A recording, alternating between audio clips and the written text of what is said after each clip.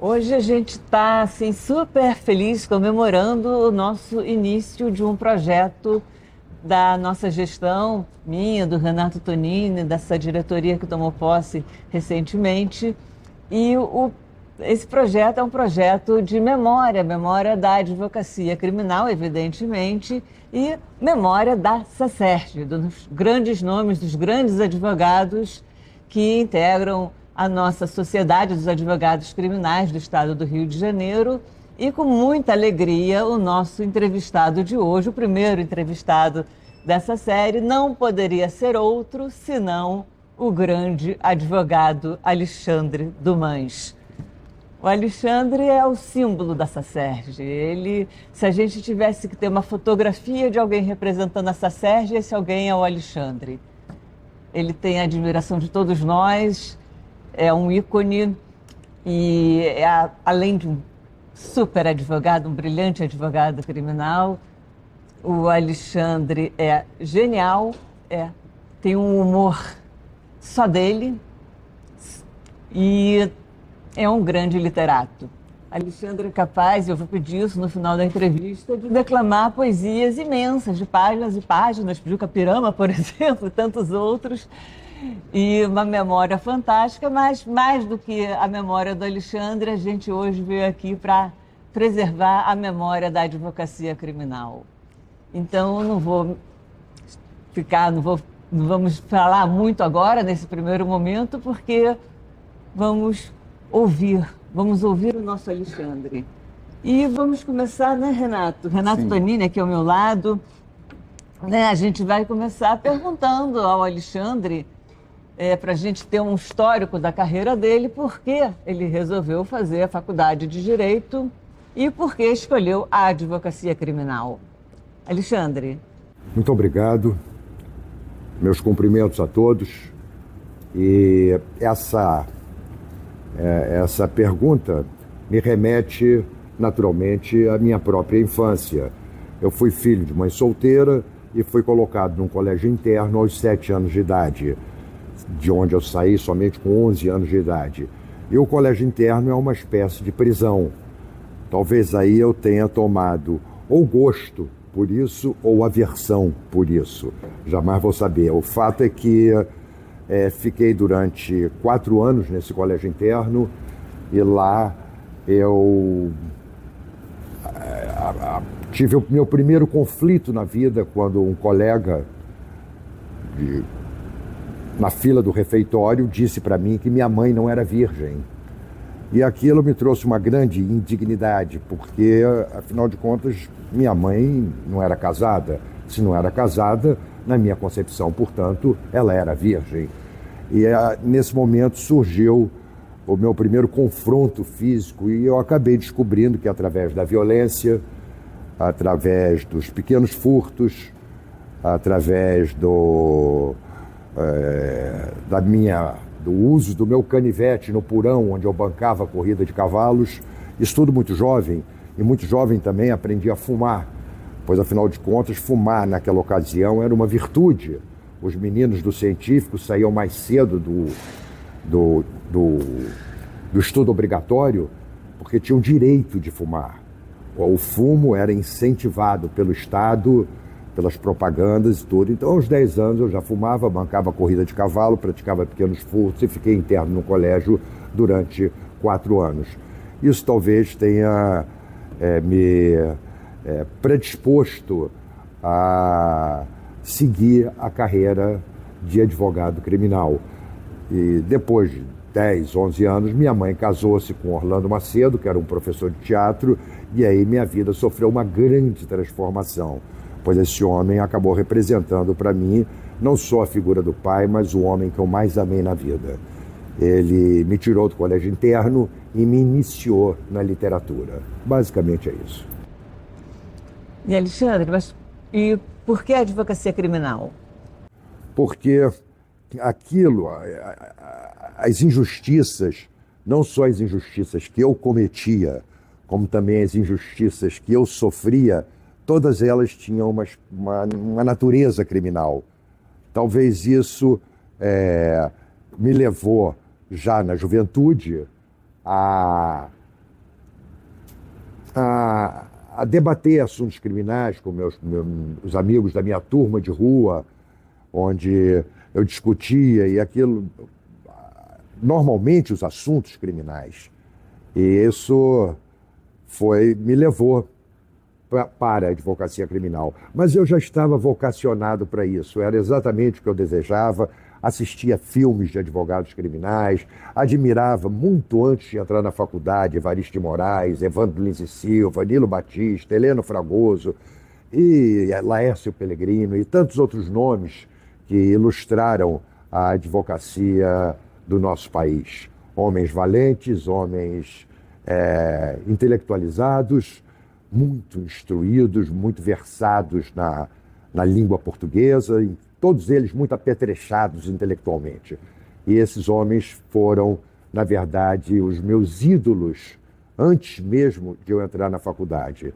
Tanto que quando eu fui buscar a faculdade, eu busquei a faculdade onde todos eles se encontravam na ocasião, que era a Faculdade Cândido Mendes Centro.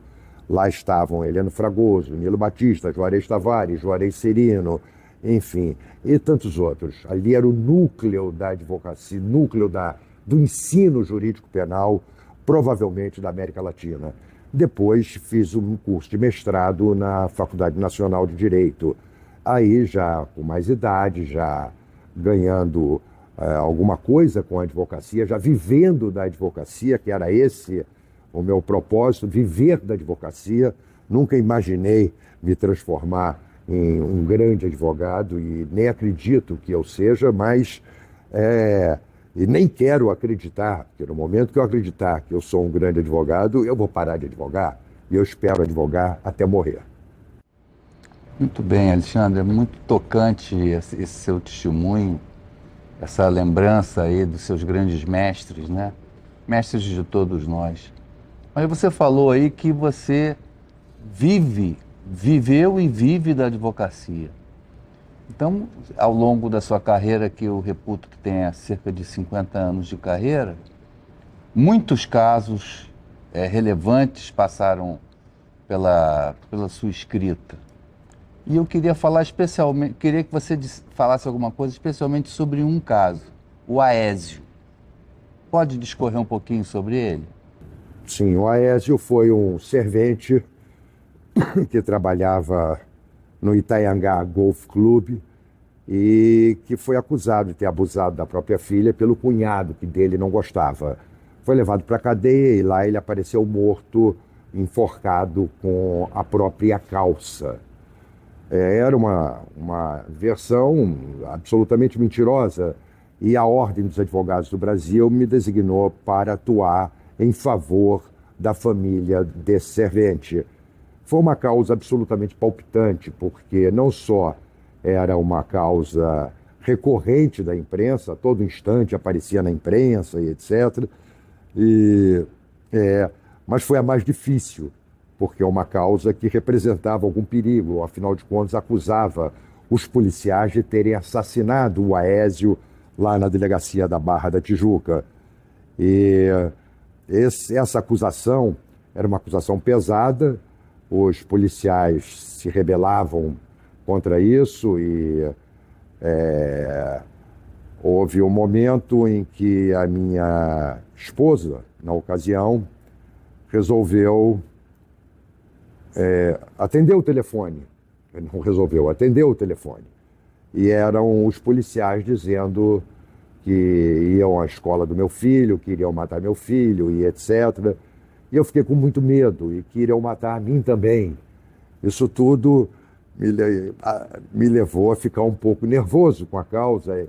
E mais ainda quando um delegado amigo meu aproximou-se de mim, um delegado super qualificado, enfim, Fábio de Oliveira, não me recordo muito bem, e ele disse: olha, Alexandre, não se discute quem vai lhe matar, mas não se discute se você vai morrer, se discute quem vai lhe matar, você é como um patinho na lagoa. Essa imagem me trouxe uma grande tensão e eu fui obrigado a tomar uma iniciativa. A iniciativa que eu tomei foi não só pedir a prisão preventiva dos policiais, mas ao mesmo tempo procurar o líder deles, que era um tal de Trinchê, alguma coisa assim, e marcar com ele um encontro na Barra da Tijuca, lá na Restinga, que ele que escolheu esse encontro, a 1h da manhã. E ia me encontrar com ele a 1h da manhã. Quer dizer, com mais medo eu fiquei, mas estava naquela ocasião ancorado nos esforços de um jornalista modesto chamado Luiz Carlos Modesto. Era um jornalista do Jornal do Brasil que acompanhava o caso e levou uma lente absolutamente potente, aquelas lentes enormes, tal, que filmavam à noite, de dia, de madrugada, uma máquina de filmar que mais parecia um canhão. E eu fui me encontrar com esse Trinchê e falei com ele, expliquei a ele, olha, se você me matar, vem um outro advogado, certamente melhor do que eu, e vai ter um cadáver a mais para prestar contas. Não faça isso e tal. Enfim, eu disse a ele que eu sabia que esse homicídio iria ocorrer o meu próprio homicídio, digamos assim, e com isso talvez eu tenha desanimado um pouco a turma. Mas esse caso foi um caso muito importante, me trouxe inúmeras vitórias, que eu não daria aqui para estender ou individualizar cada uma delas, mas me trouxe inúmeras vitórias. E foi, ao mesmo tempo, também uma consagração para mim mesmo, uma afirmação para mim mesmo de que eu era capaz de exercer aquele ofício. E isso me deu ânimo para continuar e estou hoje aqui. Não é à toa que a advocacia é uma profissão para corajosos, né? Já disse a pessoa que dá nome a esse prédio aqui onde estamos. Não precisa ter muita, mas se não tiver um pouco de coragem, pode ser engenheiro, astronauta, existem outras profissões maravilhosas, médico, por exemplo, mas não a advocacia criminal. Ela coloca você, força você a se confrontar com instituições repressivas, Ministério Público, polícia, exército, às vezes, na época de quem atuou em auditoria, como Técio, como Nilo, como Evandro, como tantos outros, Jorge Tavares e Evaristo, enfim, são órgãos repressivos. Então você possui uma profissão que faz com que você se confronte permanentemente com essas instituições repressivas. Isso é uma situação em que qualquer covarde se rende, antes mesmo de começar. Muito Obrigado. bom, Alexandre. Pensando assim no caso Aécio, em todo o seu desempenho, a gente não pode deixar de lembrar também que essas causas, né, que a gente assume como uma causa inglória e acabamos nos dedicando, e a coragem nos impulsiona a ir fundo, porque a gente sabe que está buscando a justiça e a justiça social, e também lutando contra o aparato estatal. Né? E isso é o dia a dia da nossa advocacia, né? Lutar contra essa violência instituída por um aparato, por um sistema penal covarde, um sistema penal seletivo, racista. E dentro dessa perspectiva, Alexandre, eu queria que você falasse da tua experiência no Movimento Unificado dos Ferroviários, o MUF, que também foi uma experiência super social, super voltada a buscar a justiça social e fazer com que os nossos trabalhadores ferroviários tivessem um respaldo técnico em momentos tão difíceis de greves, de proibições de greves, no momento em que o Estado era tão forte e repressivo, né? Talvez um presente que eu tenha recebido na minha vida profissional. Embora a gente trabalhasse pro bono, sem receber qualquer vantagem, eu me recordo que você mesma, doutora Márcia, trabalhou muito no MUF e, enfim, está perguntando sobre aquilo que você talvez saiba melhor do que eu. O MUF tinha como objetivo, esse movimento unificado ferroviário, a gente fazia a defesa daqueles funcionários da ferrovia que trabalhavam na garagem, que trabalhavam pilotando os trens, etc., os maquinistas. Nós defendíamos eles nas ocasiões de greve, porque havia os fura-greves e eles reagiam com alguma violência. Havia sabotagem, etc., enfim, e até mesmo homicídios.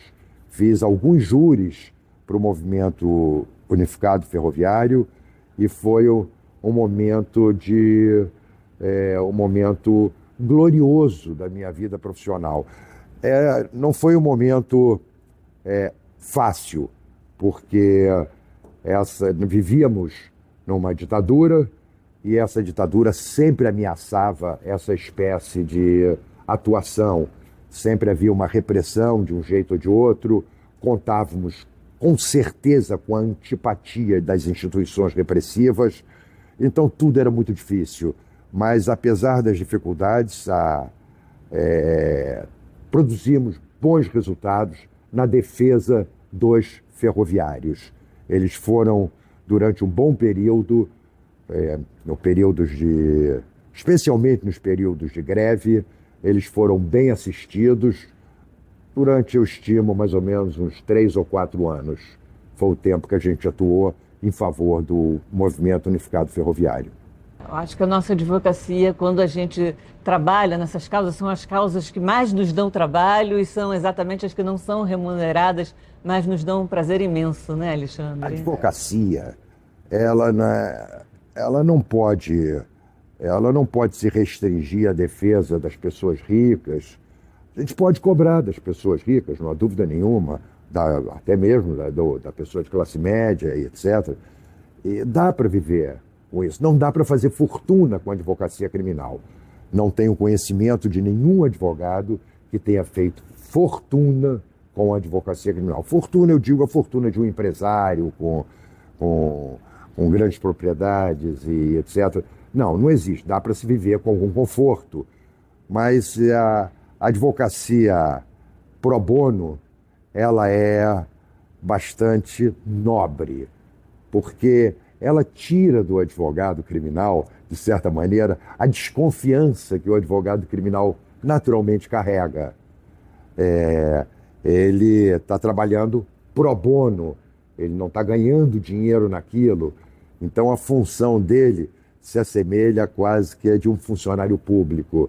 E isso traz uma certa isenção para ele, como se ele não tivesse um parti pris. Claro que ele tem um parti pris, aquela parte que ele defende, mas para as instituições, etc., até eu diria até uma certa facilidade, uma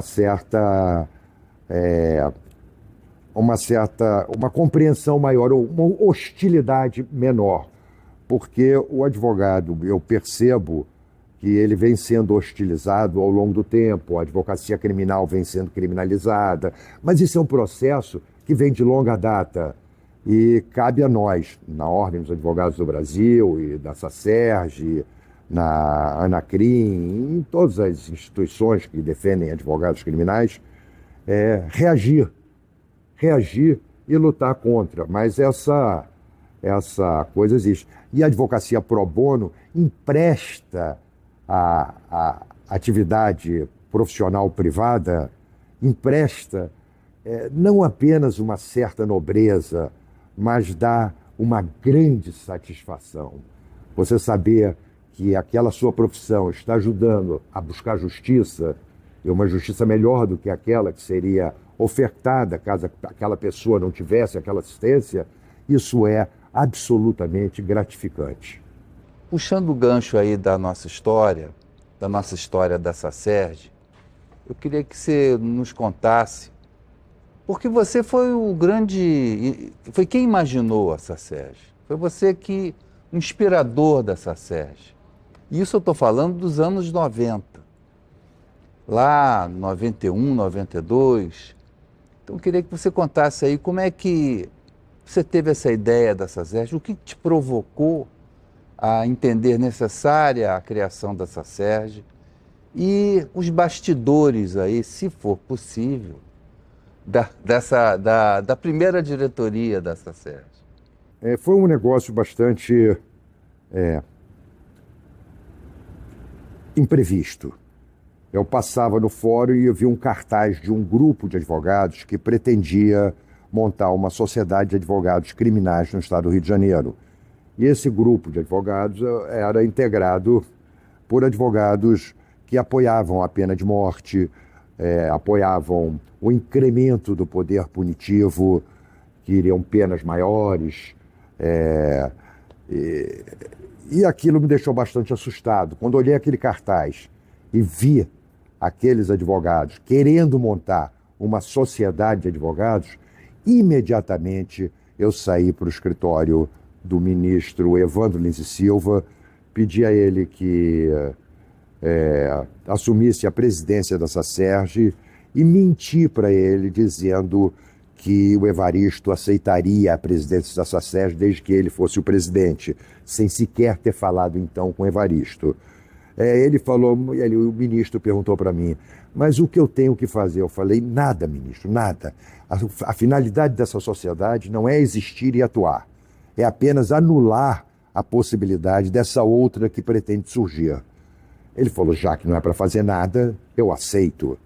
E o ministro aceitou. Em seguida, eu corri para o escritório do Evaristo e lá contei já não uma mentira, uma verdade.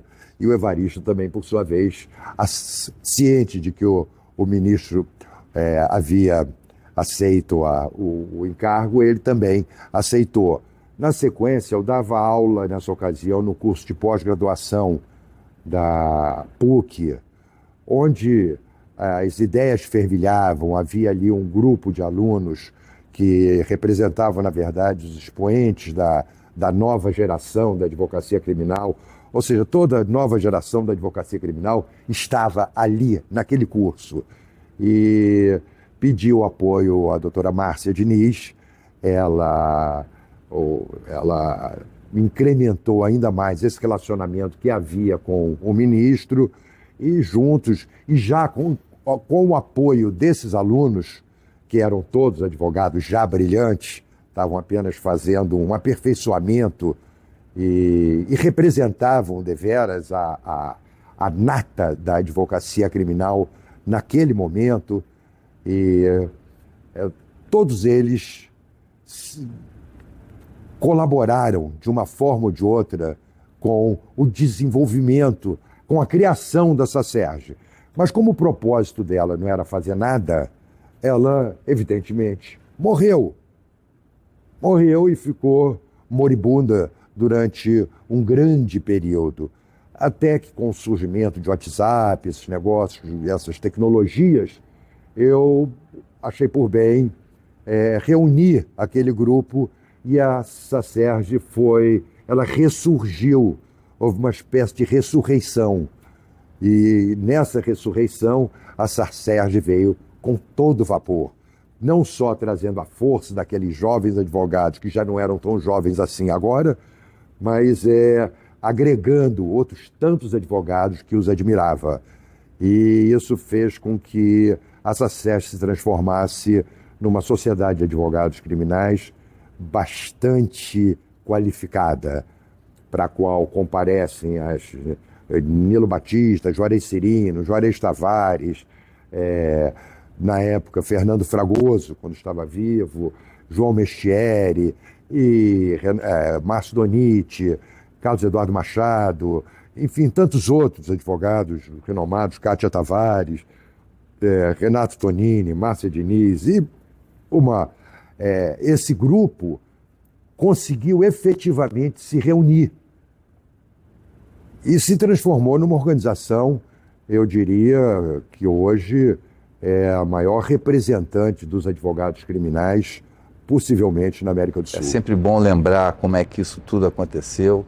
E, na verdade, o que motivou a SACERJ foi uma irresignação sua. Sim. Não é? Foi uma revolta, foi mais uma injustiça que estava se desenhando que você quis estancar e estancou. Eu até acrescentaria, Alexandre, que enquanto aquela sociedade que a gente encontrou no fórum queria pena de morte, punições mais severas, nós chegamos com uma proposta completamente diferente, que era o antipunitivismo, né? Isso é que efetivamente assustou, porque os doutrinadores, os doutrinadores de ponta, os doutrinadores de vanguarda, Nilo, Zaffaroni e tantos outros, sempre foram a favor da descriminalização, ou sempre adotaram posições semelhantes à do Luke Hillsman e do Neil Christie no abolicionismo da pena. A direção era o contrário daquela. E, portanto, direcionar um grupo de advogados criminais para mais punição e recrudescimento era exatamente o oposto daquilo que toda doutrina nessa ocasião, como até hoje, mais ainda, pregava e prega. Então, foi uma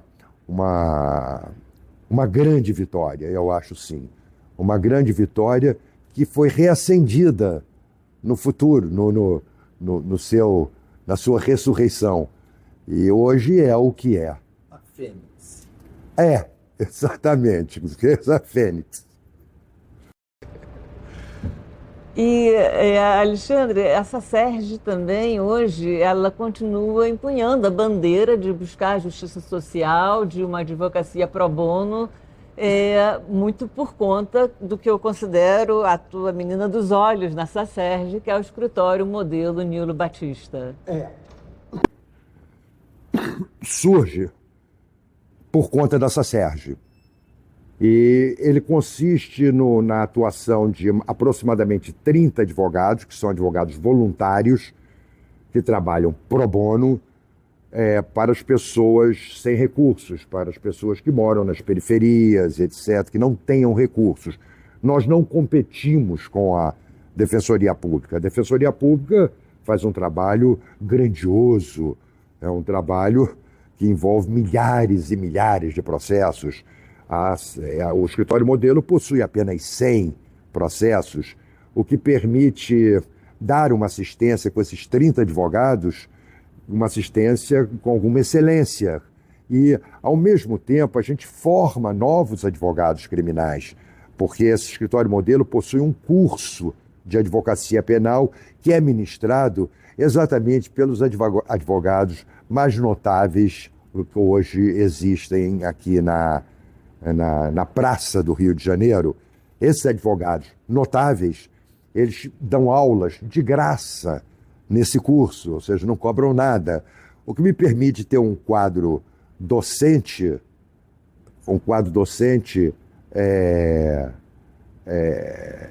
da maior qualidade.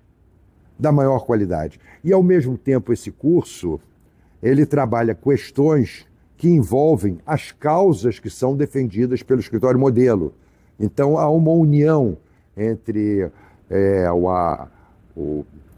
a gente agrega, digamos assim, o conhecimento jurídico fornecido por esses advogados que praticam e que militam, são advogados atuantes, advogados todos conhecidos aqui no Rio de Janeiro e até mesmo no Brasil. Eles atuam como professores desse curso, em assuntos pontuais, em assuntos que estão relacionados com aquelas causas que são defendidas pelos advogados do escritório modelo. Então, ao mesmo tempo que a gente forma advogados, que se tornam advogados especialistas em advocacia penal, a gente presta um serviço público de assistência gratuita e para as pessoas que atuam na periferia. É realmente uma atividade nobre, e eu tenho, de fato, a menina dos olhos da minha vida hoje em dia, mas exige um trabalho contínuo, muito penoso, muito difícil, e que eu tenho certeza que a nova presidente dessa Serge vai saber conduzir com maestria. Só continuando aqui sobre a formação desse pessoal que está hoje atuando, né, desses advogados, jovens advogados que estão atuando no escritório modelo, eu acho interessante também, né, uma coisa que nós conversamos na época da criação do escritório, é que a gente viu uma demanda muito grande de jovens advogados, idealistas, antipunitivistas, enfim, que tinham a nossa linha de pensamento e que não tinham a oportunidade de trabalhar, de fazer um estágio, um aprendizado dentro de um escritório de advocacia criminal. Porque são poucos os escritórios que efetivamente atuam exclusivamente na advocacia criminal e que podem dar esse tipo de formação. E aumentou muito a demanda, né, de jovens advogados, estudantes de direito e jovens advogados querendo aprender e saber saber mais sobre o que é efetivamente a advocacia criminal, a prática da advocacia criminal, e nada melhor do que aprender essa prática com advogados experientes e qualificados, como os advogados que estão coordenando e dando aula lá no escritório modelo. Então, eu queria que você falasse um pouquinho dessa oportunidade também, que o escritório preenche essa lacuna da falta de oportunidade que esses jovens, muitos desses jovens têm em ter um estágio, ter uma experiência, ter uma formação dentro de um escritório de advocacia qualificado. É uma advocacia muito minúscula em relação, sob o aspecto comercial. Se confrontarmos a advocacia criminal com a advocacia empresarial, o volume de dinheiro que rola na advocacia empresarial é bilhões de vezes maior esse valor do que da advocacia criminal. Isso fez com que a advocacia criminal ficasse reduzida, de certa maneira, a certas famílias. Então você tem famílias que, queira ou não queira, dominam esse mercado de advocacia criminal, ou dominavam. Hoje isso está mais pulverizado. Mas no passado isso era mais evidente. Eram os Donites, eram os Fragosos, eram os de Moraes, e enfim, eu poderia enumerar inúmeros escritórios, mas, assim mesmo, muito poucos em relação à advocacia empresarial, à advocacia civil. E como esses escritórios eram poucos, os lugares que surgiam para trabalhar nesses escritórios eram normalmente destinados aos familiares dos donos do escritório, aos filhos e aos netos. Por exemplo, o escritório do Tessnes e Silva tem quase 100 anos, se não é que tem 100 anos. Quer dizer, perto disso, é um escritório com 100 anos de atuação, mas de pai para filho. E o Donite, a mesma coisa. Eu poderia citar outros tantos aqui. O fato é que essa advocacia era bastante reduzida, porque o mercado é pequeno, é minúsculo, se comparado com o mercado de outras atividades do direito. E isso fazia com que aquele jovem que queria ser advogado criminal não encontrasse espaço nesses escritórios que já estavam ocupados pelos familiares e ficavam procurando como ter uma... E também não tinham clientes porque não atuavam como advogados criminal. Então era um negócio, era uma roda. Ele não tinha cliente porque não atuava como advogado criminal. Não era advogado criminal porque não tinha cliente. E essa dinâmica circular fazia com que eles ficassem, de certa maneira, à margem. Não queriam ser advogados criminais, mas acabavam buscando, em outras especializações, uma forma de viver, uma forma de trabalhar, de ganhar dinheiro e etc. Muitos tiveram até, digamos, cá para nós, bastante sucesso. Mas esse espaço era um espaço que não existia. Agora, com o escritório modelo, esse espaço passou a existir, porque eles passam a trabalhar, não só trabalhar com matéria criminal, com causas criminais, como também passam a aprender com o curso de advocacia penal, que leva 1 ano esse curso. Eles aprendem e, ao mesmo tempo, trabalham. Quando acabam esse périplo, quando acabam essa saga, eles estão apetrechados para advogar criminalmente, como muitos deles já deslancharam. Alguns deles, inclusive, montaram entre si escritórios próprios, enfim, já possuem escritórios, já estão ganhando dinheiro, e isso significa, para mim, quase que um retorno de pura felicidade. Né? Isso aí. O Alexandre, nos últimos 10 anos, a advocacia vinha assim como você narrou, até 2014, dentro do meu ponto de vista, até 2014, tinha esse perfil aí que você trouxe. Familiar, de poucos escritórios surgindo, enfim, não havendo dissensões entre eles.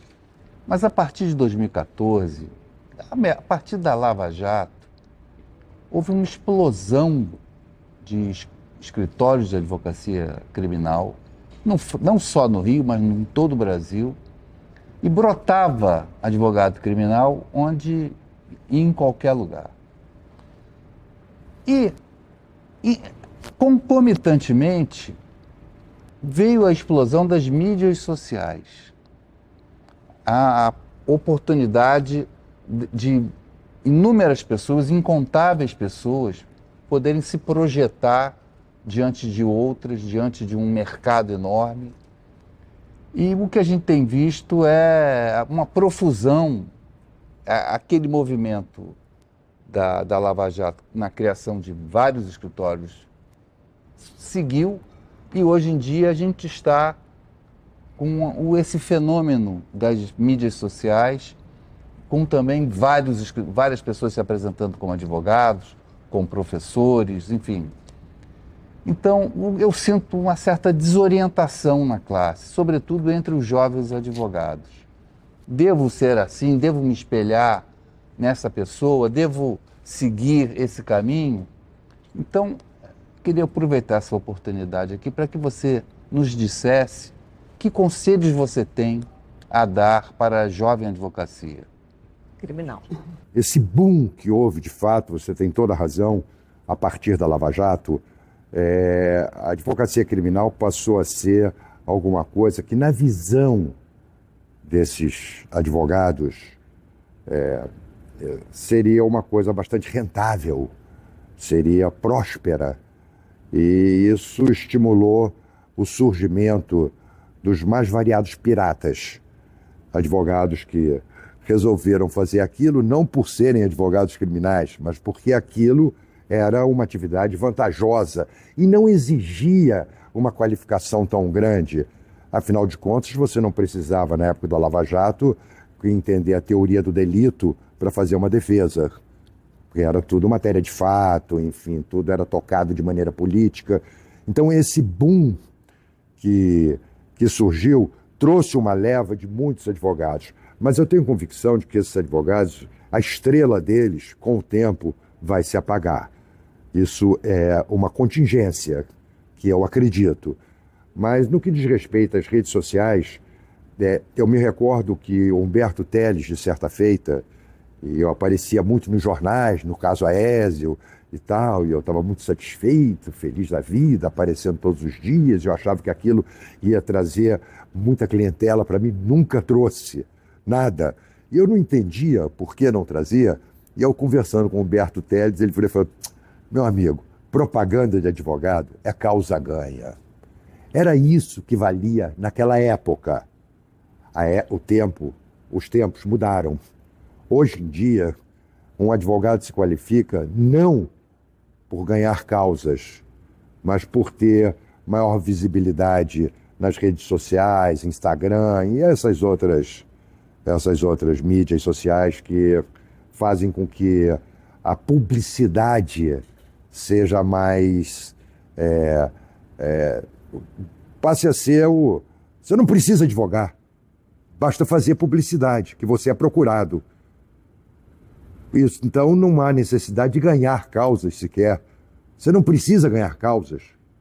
Nós temos aí advogados que aparecem todos os dias em Instagram. Isso é uma posição absolutamente ridícula.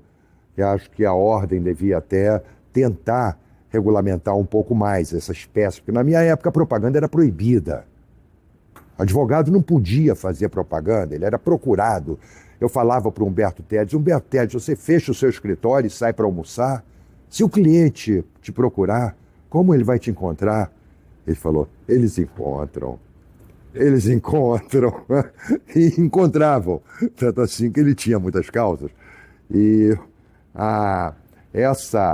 portanto, acho que essa turba de advogados novos, criminais, que surgiram, fecundados germinados na Lava Jato, eles têm uma luz que apareceu, a luz naquele momento, que tinham informações privilegiadas, porque eram amigos de autoridades, porque tinham influência, penetração, como se chama, e todas aquelas coisas que envolvem a tarefa de um puxa-saco. Eles tinham esses atributos e, com isso, obtinham recursos. Você tem advogados que ficaram milionários da noite para o dia e que devem agradecer ao juiz Sérgio Moro, porque não fossem as arbitrariedades do Moro, houvesse uma atuação escorreita, tivesse havido uma atuação escorreita por parte dele, só iriam atuar advogados mais qualificados, claro. Mas como a atuação dele era uma atuação que, de fato, não era jurídica, era política, isso permitia que um advogado desqualificado atuasse com desenvoltura. E foi o que aconteceu. Portanto, eu creio que esses advogados têm um tempo, têm prazo de validade, que a validade deles já se esgotou. Muitos já não existem mais e outros tantos certamente vão acabar. Tem um conselho que é o seguinte: a advocacia é mulher de um homem só, ou homem de uma mulher só. O fato é que se dediquem exclusivamente à advocacia criminal. Ela não admite qualquer outra espécie. Você não pode ser advogado criminal e dono de motel. Você não pode ser advogado criminal e ter um armazém em Belfor Roxo. Você não pode ser advogado criminal e ter uma outra função, a menos que essa função seja relacionada a atividades na ordem, uma assessoria jurídica, aqui há uma autarquia, um professor, etc. Mas fora disso, a advocacia criminal ela é extremamente assambarcante. E o advogado criminal, ele leva para casa todos os problemas e traz para o escritório todos eles direitinho, embrulhadinhos, certos. Eles vão para casa embrulhados e voltam também para o escritório embrulhados. Os problemas são os mesmos, não há interrupção. Então, o meu conselho é de que eles devem acreditar, sim, na dignidade da advocacia, da nobreza da advocacia e estudarem. Estudarem direito penal, processo penal e, principalmente, literatura. Porque é a literatura que forja um advogado penal. É a literatura. Você pode saber todo o direito penal do mundo, ser o maior craque em processo penal. Se você não tiver literatura, certamente vai ser um bom advogado, mas nunca um advogado brilhante. E o inverso, se você não tiver conhecimento nenhum de direito penal, nem de processo penal, e tiver literatura, quem sabe você pode ser um grande advogado, como foi Evaristo de Moraes, que na época era Rábula, não era sequer... lá o pai era Rábula, não é? E foi chamado pelo vovô Basílio, que era o pai dele, para advogar em favor dele. Ele falou: mas pai, eu não sou advogado, eu sou jornalista. Então ele falou: não, mas qualquer homem de bem pode defender, você vai me defender. E ele foi defender, tomou gosto pelo ofício e se transformou num dos maiores tribunos do nosso país. Nunca entrou numa faculdade de Direito. O ministro Evandro Lins e Silva, por sua vez também, frequentou muito pouco a faculdade de Direito, porque foi a época da guerra. Então os alunos passavam por decreto para que outros alunos pudessem sucedê-los na sequência do curso. Então o Evandro frequentou muito pouco. Então esses grandes advogados, eles se louvaram muito mais na literatura do que no direito penal e no processo penal. Mas é importante o conhecimento de processo penal, é importante o conhecimento de direito penal, de direito e processo penal, mas mais importante de tudo É a literatura que empresta humanidade a um advogado criminal. Perfeito. Muito bem, muito bem. Um ótimo conselho. Alexandre, a gente está assim, a gente tem um tempo aí de entrevista, né? Dá vontade de continuar e conversar sobre tantas coisas. Então, eu vou só aproveitar antes de te fazer uma última pergunta. Eu queria logo agradecer à OAB pela cessão dessa sala, esse estúdio de gravação espetacular. E isso também eu quero agradecer em especial ao Luciano Bandeira, nosso ex-presidente, com quem nós assinamos um convênio da SACERJ com a OAB, o que muito nos ajuda. Até a própria sala do escritório modelo é por empréstimo da nossa Ordem dos Advogados Brasileiros, e a Ana Tereza Basílio dando continuidade a essa cooperação, a esse contrato de cooperação que nós temos. Então, queria muito agradecer a essa oportunidade.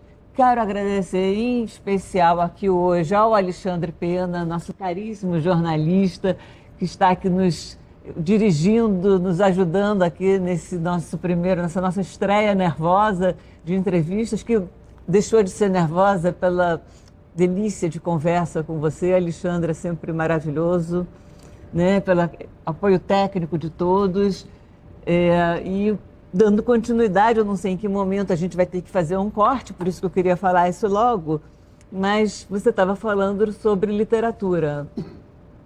E nessa esteira eu queria que você falasse um pouco do nosso livro, nosso grupo de leitura que nós temos sobre Ulisses, que acho que há uns 40 anos que a gente lê Ulisses. Por que essa paixão pelo Ulisses, do James Joyce? Essa é de fato uma paixão. Essa paixão surge quando minha mãe oferece para o meu pai, meu padrasto, que na verdade eu sempre vi como pai, e foi quem me tirou do colégio interno, oferece para ele o livro do Ulisses. Ele era professor de teatro, e ele tenta ler o livro e não consegue. Acha que o livro é muito difícil, que aquele homem era um louco. Mas eu sabia que o James Joyce não era um louco, pois outros autores o admiravam. Então, meu pai é que não tinha compreendido. Isso fez com que eu me esforçasse muito para vencer o pai e conquistar a mãe. É um processo freudiano, bastante compreensível, e o fato é que eu comecei a ler o livro.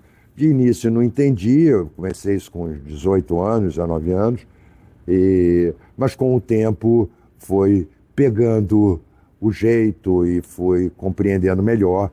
E hoje nós temos um grupo que faz a leitura desse livro. Eu estou lendo esse livro já talvez pela 15ª vez, o mesmo livro. E sempre tem coisas novas e surpreendentes. Sempre tem coisas novas. É um livro que você não tem, você tem ali tudo que todos os literatos gostariam de ter, gostariam de ler e gostariam de fazer.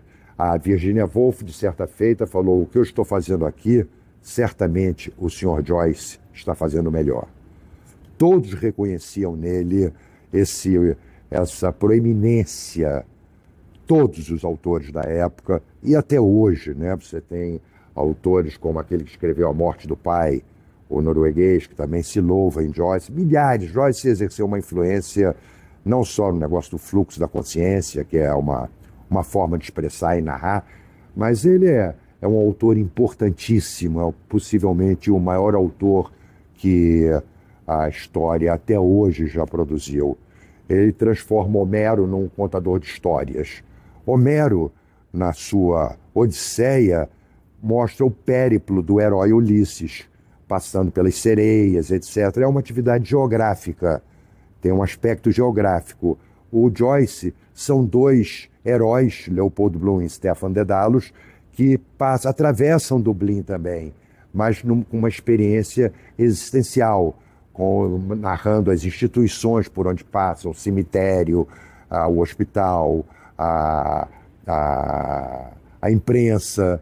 Então ele vai passando pelas instituições e comentando. Por exemplo, os dois heróis passam pelo cemitério e um vira-se para o outro e fala: olha lá o coveiro com a mão na aliança da aliança na mão direita, ele vai ficar noivo. O que ele vai oferecer para a mulher? Case-se comigo e venha morar no cemitério? Ao que o outro reciproca. Por que não? Amor entre tumbas, Romeu e Julieta, e começam e desenvolvem o assunto. É um livro, na verdade, é um livro cômico, é um livro engraçado, mas para obtenção dessa graça, há necessidade de algum esforço intelectual. E muita gente desiste antes de começar. É natural e compreensível, mas ele é simplesmente o máximo dos máximos. Alexandre, e a poesia? Você vai dar uma palhinha para a gente, né? A poesia é uma forma de escrever que é talvez a mais difícil forma de escrever, porque a poesia só possui duas qualificações. Ou ela é ridícula, absolutamente ridícula, é a expressão ridícula de um sentimento medíocre, ou é grandiosa. Ela não possui meio termo. Então, o poeta como Rimbaud, por exemplo, como Gonçalves Dias, entre nós, como Olavo Bilac, a poesia não pode conter nenhum equívoco, nenhum erro. A poesia tem que ser perfeita, porque se ela não for perfeita, ela é ridícula. Então, Shakespeare, por exemplo, com Ricardo III, o Gonçalves Dias, que foi citado aqui, o Ijuca Pirama, guerreiro, sou bravo, sou forte, sou filho do norte, meu canto de morte, é uma coisa absoluta, é uma epopeia, é uma coisa assim, é uma narrativa épica, absolutamente deslumbrante. Deslumbrante. E isso eu lia, Ijuca Pirama, por exemplo, eu lia quando estava no colégio interno. Entre um cigarro e outro, entre um pequeno furto e outro pequeno furto, entre bancar a corrida de cavalos dentro do porão, com o canivete no bolso, entre uma briga e outra, eu também lia antologia poética do Matoso Câmara. Antologia poética do Matoso Câmara. E na antologia poética trazia essas poesias, eu fazia essas leituras. Depois fui tomando gosto e outros autores foram aparecendo, é claro. Mas a poesia é uma forma sublime de escrever, de narrar alguma coisa. A poesia é o máximo da literatura. O Joyce até tentou, mas ele escreveu música de câmara, onde ele fez poesia. Em outro capítulo, ele tenta emprestar musicalidade à literatura, mas fracassou. Ele mesmo admite que fracassou. Não conseguiu fazer com que a literatura fosse música. Aliás, é uma mágica difícil, né? Como foi?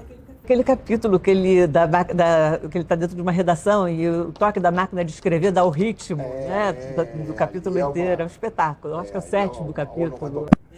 Que ele usa para fazer como um tique nervoso do Dr. Best, que é o Dr. Best repete a mesma coisa o tempo todo. Quando a gente usa expressões, vícios de linguagem, como por exemplo hoje em dia, tipo isso, tipo aquilo, né? Entendeu?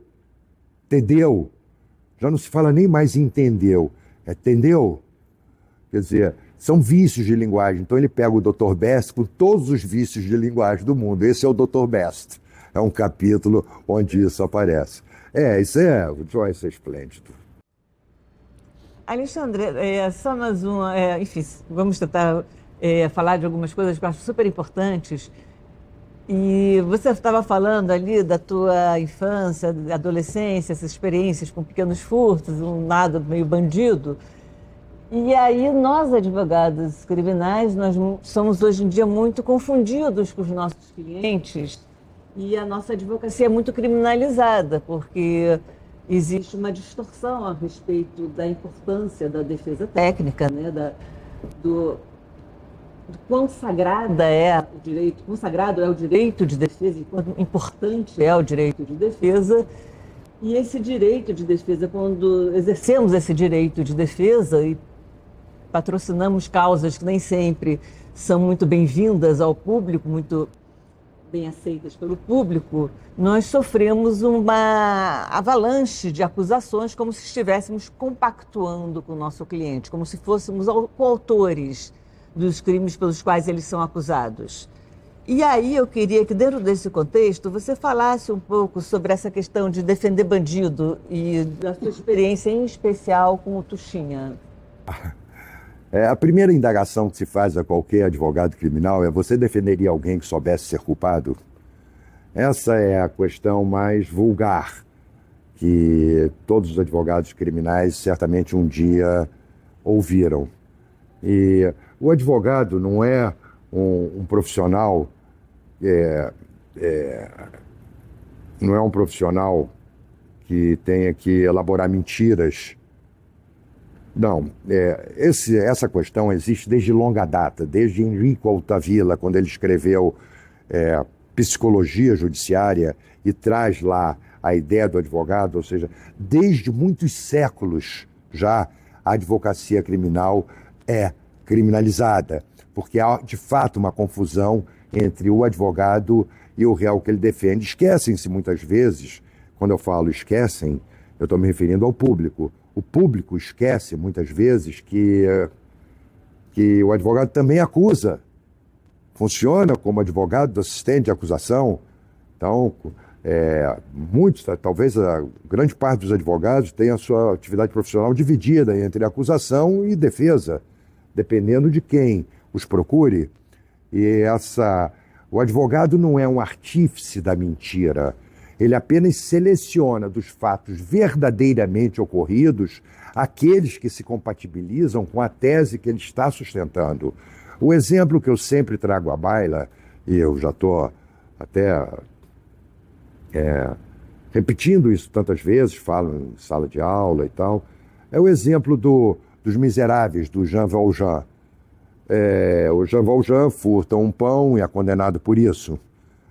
Aquilo era um crime famélico. E o que o advogado cumpre um advogado fazer? Ele furtou o pão. Um advogado de mentira, um advogado desses que foram gerados na Lava Jato, vão recomendar que ele não negue a autoria, porque a única coisa que eles conhecem é negativa de autoria. Negar, ele não estava aqui, não foi ele. Como eles não conhecem outros expedientes para a defesa, tudo é negativa de autoria e acabam se transformando verdadeiramente em cúmplices na mentira, criando uma mentira. Quando não é necessário a mentira, no caso, por exemplo, do Jean Valjean, eu não diria que ele não furtou o pão, eu diria ele furtou o pão, mas ele furtou o pão por necessidade, para se alimentar, para alimentar Cosette, sua filha. Então, portanto, ele estava em estado de necessidade. O estado de necessidade é uma excludente diante da juridicidade, exclui o crime. Então, eu não preciso mentir para excluir o crime. Se é um serial killer, por exemplo, que me procure, eu posso defendê-lo tentando disputar a possibilidade de um crime continuado, sustentando, olha, isso é um crime continuado, você não pode deixar desconsiderar uma figura, embora fictícia, mas uma figura do direito penal que é do crime continuado. Porque o bem é esse, o bem é a vida, não pode haver. Sim, a lei não fala isso, a lei fala crime continuado, não restringe a crimes patrimoniais, etc. Então, uma mulher que furta um garfo numa loja que vende garfos e facas, ela furta um garfo um dia, furta uma faca no outro, no final do ano ela tem um talher, ela tem uma coleção, tem todos os talheres ali. Ela vai praticou um crime continuado, ela não vai responder por cada um dos furtos, é uma figura que existe. Eu posso utilizar essa figura do crime continuado para defender um serial killer. Quer dizer, o advogado não é um artífice da mentira, ele apenas pega os fatos de verdade e utiliza eles na tese jurídica legítima que ele encontrou para fazer aquela defesa.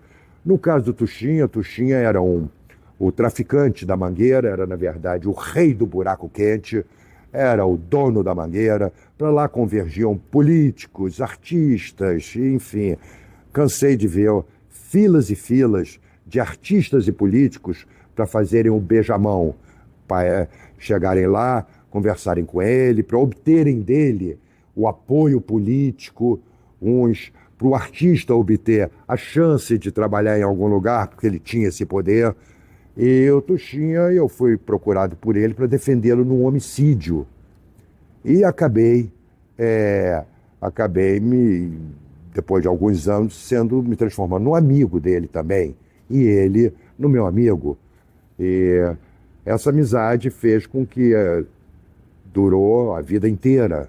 Ele ficou 17 anos preso em Bangu. Durante os 17 anos eu o visitei lá e levava notícias dos processos dele, etc. Enfim, ele, na verdade, era um líder comunitário, um líder natural comunitário. Ele não quis ser um bandido, ele não quis ser um traficante. Apenas, num determinado dia, durante uma enchente, as pessoas ofereciam coisas para suprir, colaborarem, ajudarem as pessoas que estavam sofrendo com a enchente e mandavam mantimentos em caminhões. Os mantimentos chegavam e a população convergia para o caminhão e tirava os mantimentos, o arroz se desfazia, o feijão caía, tudo se desperdiçava. E ele, então, resolveu impor ordem a esse assunto. Fez lá o seu grupo e fez fila para que todos apanhassem, etc. Aquilo converteu ele num líder comunitário. E como líder comunitário, ele tinha que ter o braço armado dele, porque senão ia conseguir conviver um líder comunitário com tamanha notoriedade e o tráfico paralelo. Então ele acabou sendo o dono do tráfico no local. Dirigia 12 bocas, era um grande empresário. O Tuchinha, se fosse presidente da Volkswagen, certamente ela prosperaria. Você já falou desse estigma que a nossa profissão sofre. Você já sofreu pessoalmente esse estigma? Eu venho sofrendo esse estigma desde o dia que eu tomei a decisão de ser advogado criminal. Eu venho sofrendo isso o tempo, talvez esse seja o motivo da minha ira interior. Quando se discute esse assunto, eu já estou tão estomagado com esse mesmo assunto, mas depois que eu li a psicologia, o Altavilla, eu percebi que esse estigma, ele vem de longuíssima data. Não é comigo, nem com você, nem com outros advogados criminais. Isso vem de longa data. Então é alguma coisa que a gente tem, que outros enfrentaram, nós estamos enfrentando e certamente os novos advogados enfrentarão. Não tem saída. Esse estigma não tem saída. Você defenderia uma pessoa que saiba ser culpado, que é a pergunta recorrente? Evidentemente que sim. O advogado criminal não pode se furtar à defesa de alguém.